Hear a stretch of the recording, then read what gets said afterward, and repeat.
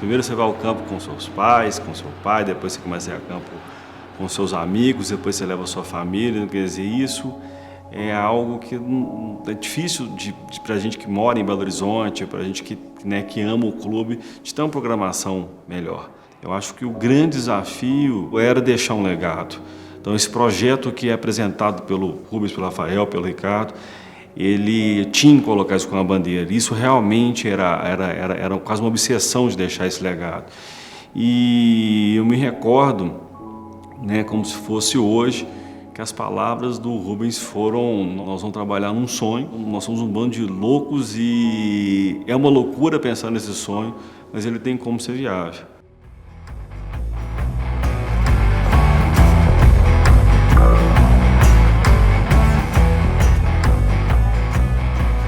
Primeiro, tinha esse sentimento de ter a casa própria. Tinha esse sentimento, tinha isso, né?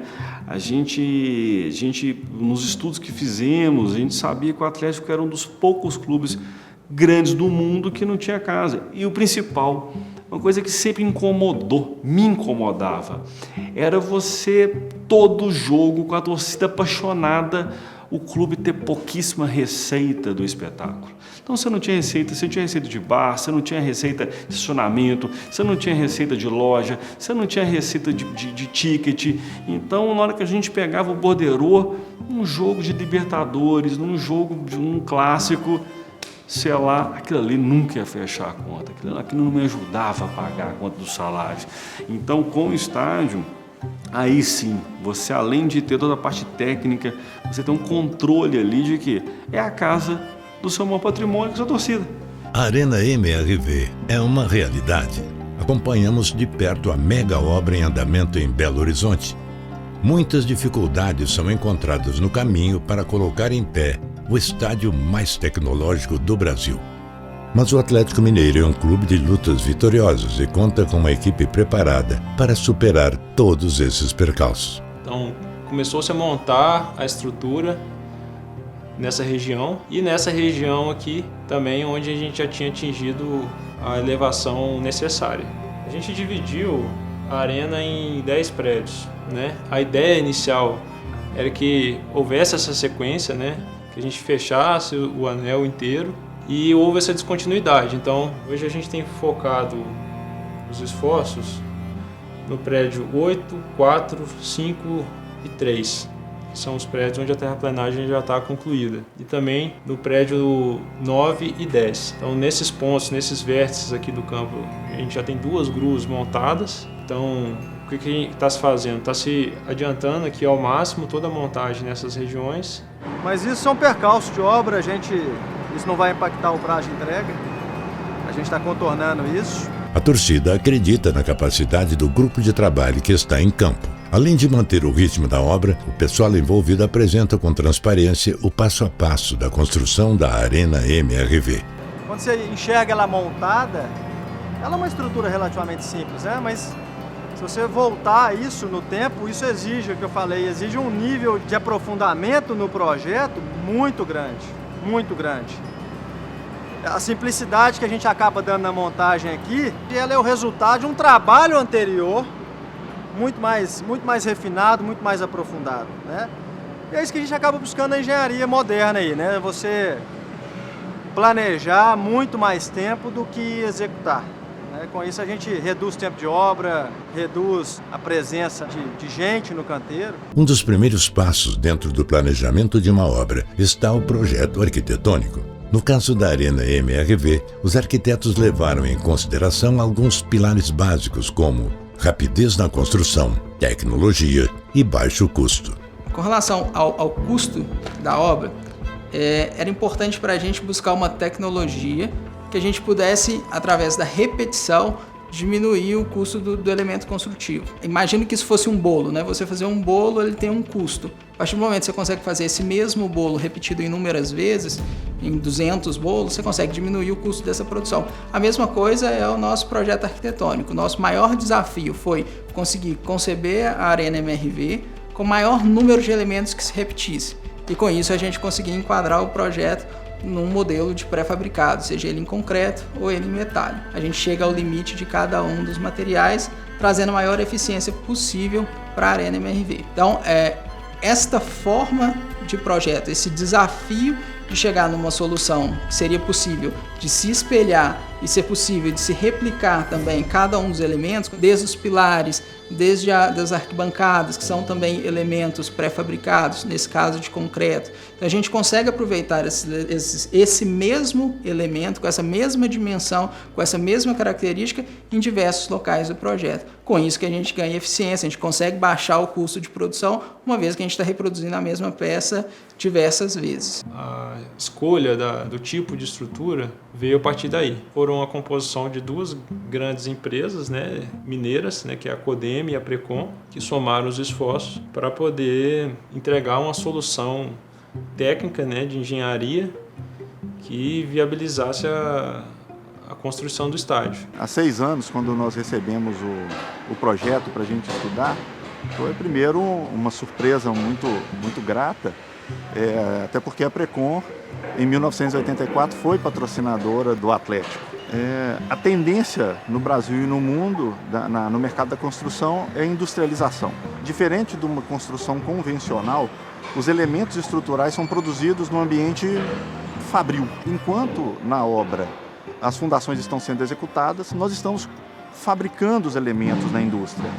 Então existe um paralelismo de atividades que traz muita velocidade e muita celeridade para a execução do empreendimento. Um dos grandes diferenciais do pré-fabricado de concreto é a não geração de resíduos ou a mitigação da geração de resíduos.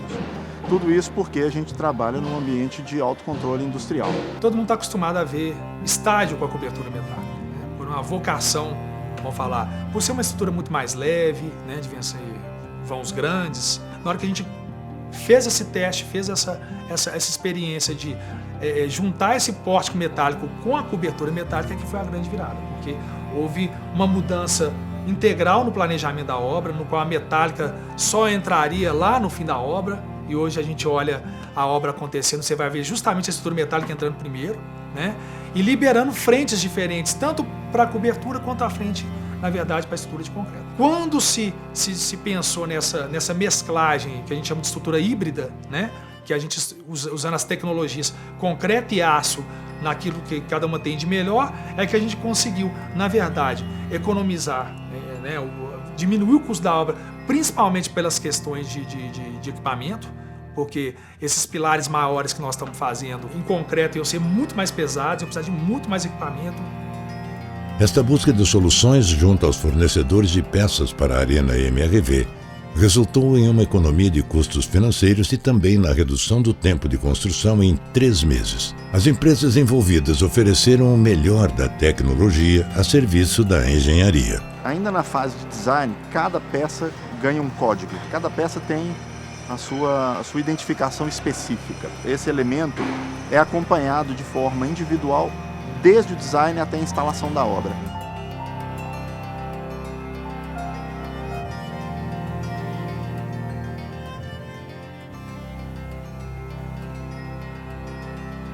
A gente é muito mais rápido do que a obra da parte civil. Eu tenho uma peça, uma viga jacaré, que de repente se repete 50 vezes na obra, uma vai ser montada no começo e outra vai ser montada no fim. Então assim, mas o mais lógico na minha fábrica é que eu tente, dentro do possível, fabricar peças mais iguais possíveis no começo, né? Mas aí o que eu faço com essa peça? Eu mando para a obra? Se eu mando para a obra, eu crio um pulmão na obra. E se eu não produzo essa peça, eu perco produtividade na minha fábrica. A Arena MRV, ainda em construção, já traz melhorias visíveis para a região onde ela está localizada. Mas quem está feliz mesmo com o novo vizinho no bairro Califórnia são os atleticanos que ali residem.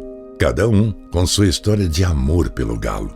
Em 2014, naquele famoso 4-1 em cima do Corinthians, foi a primeira vez que eu levei o meu filho no estádio. Ele nunca tinha ido, o Felipe.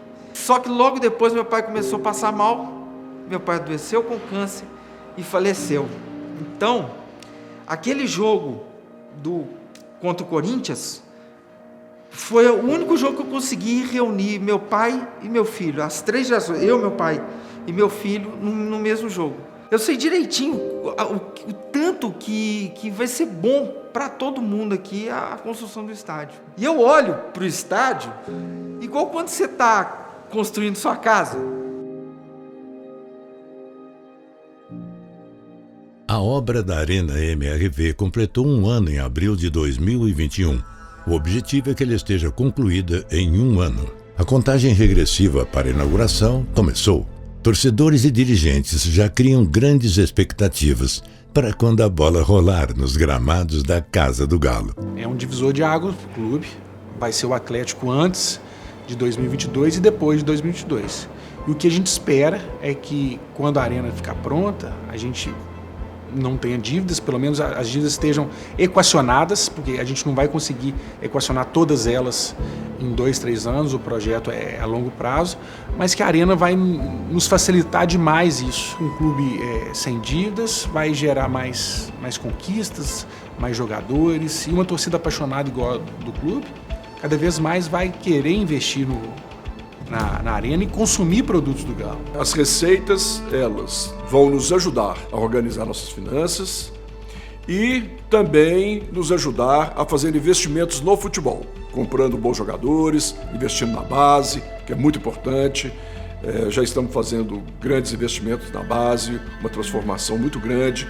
Quando você tem um time como nós temos hoje, um plantel qualificado, um plantel que será protagonista nos campeonatos. Concomitantemente, a gente construindo uma arena, que é a arena mais moderna da América Latina. Isso nos traz muita esperança, muita responsabilidade também e muito sonho de ver em breve o nosso Galo jogando e conquistando títulos na nossa arena. Lembrando que hoje, quando você vê a construção, né, todo mundo vê que é óbvio, né? Fica a coisa meio que óbvia, ainda bem que concretizou, mas você começa a tirar isso do zero, né? Isso eu acho que foi o grande desafio, acho que isso que é o grande legado para chegar nesse momento, né? As pessoas se tornam donas desse sonho e é isso que aconteceu. Então hoje você tem, né, 10 milhões de pessoas esperando o momento